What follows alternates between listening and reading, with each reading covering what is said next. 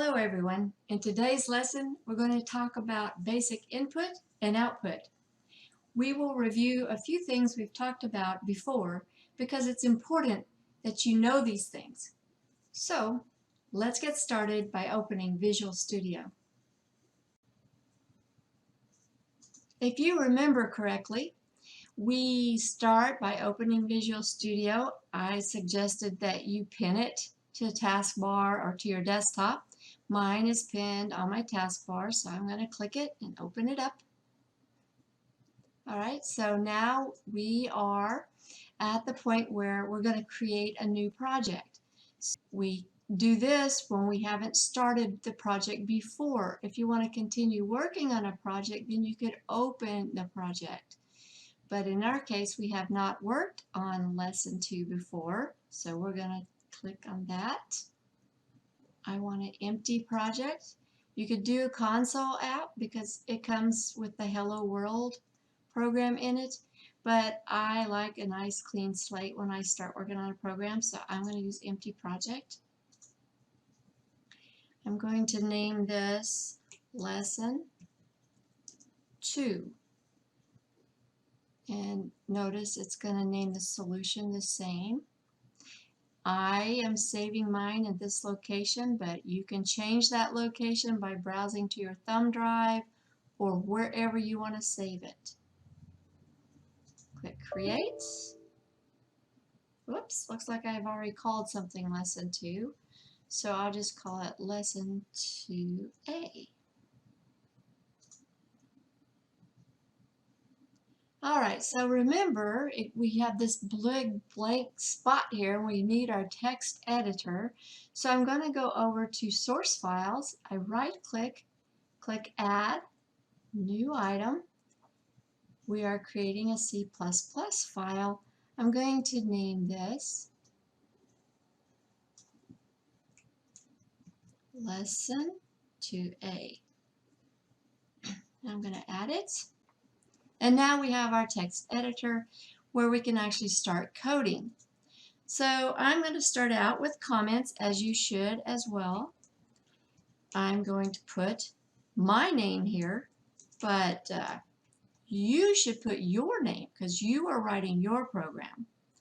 And in this case, we're calling this lesson 2, and this is program description,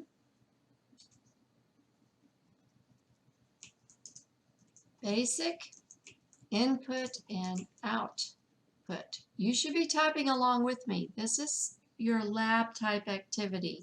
So this is to give you some experience actually coding. And then you put the date that you worked on it. This is a video, so you may not be working on it the same day I'm working on it, but I am working on it on September 1st, 2020. Now, those are all comments. Remember, the forward slashes allow you to make comments. So the compiler will not read this. This is for humans to read. It tells a human what's going on. So after my comments, my description of my program, now I need a header file. So I'm going to put in a pound include, and I'm going to put the bracket, and I need IOStream. Because we're talking about input and output, we're obviously going to be dealing with CIN and COUT. This is a header file in the C++ standard library. So the compiler will look in that library and get the information it needs for you to be able to use CIN and COUT. So let's do a little type in here about a library. So there's my comments. This is a paragraph comment. This allows us, or a block comment, so we get to make, full paragraphs inside of these so that we don't have to use the forward slash every time, every line. So I'm going to type a little paragraph here about the library. A library is used by Visual Studio as a reference. Visual Studio uses the library when it encounters code it does not know. C++ input and output streams are primarily defined by IO stream, which is a header file that is part of the C++, and I don't like it to scroll when you're trying to follow me, so bring it down a line, which is part of the C++ standard library. IO stream stands for input output stream. All right, so there's a little paragraph to teach you something, right? You can use it for notes. Now, another header file we're going to need, try to guess, is include string. Now, this header file allows your program to use strings. It's as simple as that. So I'm going to make a little note here, /. Oops, I didn't do a forward. I didn't do a star. /, and I like to put my information in between those, let them have a separate line. You don't have to, I just like the look. If you forget to include the string header file and try to use strings, you will get an error. Please notice how I use the comment statements to make notes in this program.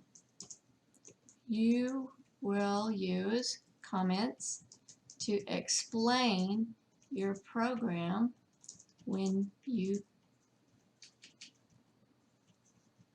create one.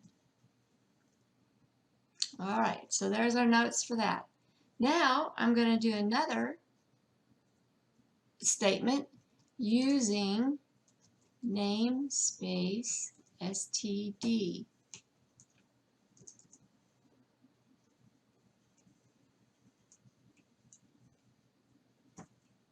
Comment. Let's put it on a separate line. But it has to do with the using namespace. All right, using namespace std.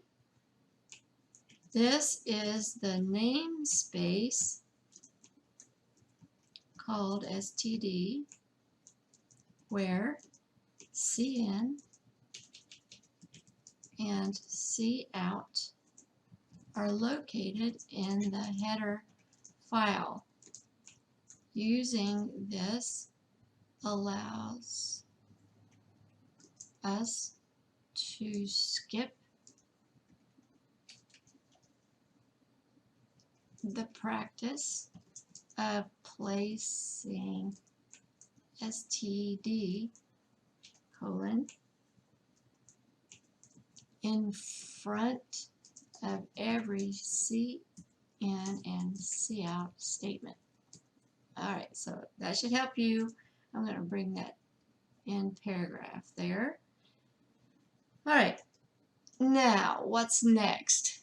Well, now we're ready to start the main part of the program, so I'm going to call it int main parentheses. That just told C++, hey, I'm about to start my main function, or my function main, okay? Now, we start with the curly brace, And like I've told you before, I like to separate those and type in between them. I do not like them following me around as I type, and I like to create some space there. All right, so the first thing I want to do inside of main is I want to make some notes for you. And let's go back down. Yeah. Okay. This is the main area where we will code this semester.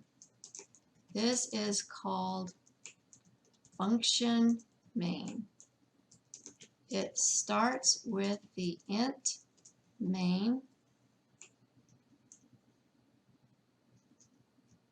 above, then the curly brace, then you start your coding statements. All right, so we're about out of time for this particular part of lesson 2. We'll have another video to keep going with this lesson. So I hope this was helpful, and please watch the second video to get the rest of the story. See you soon.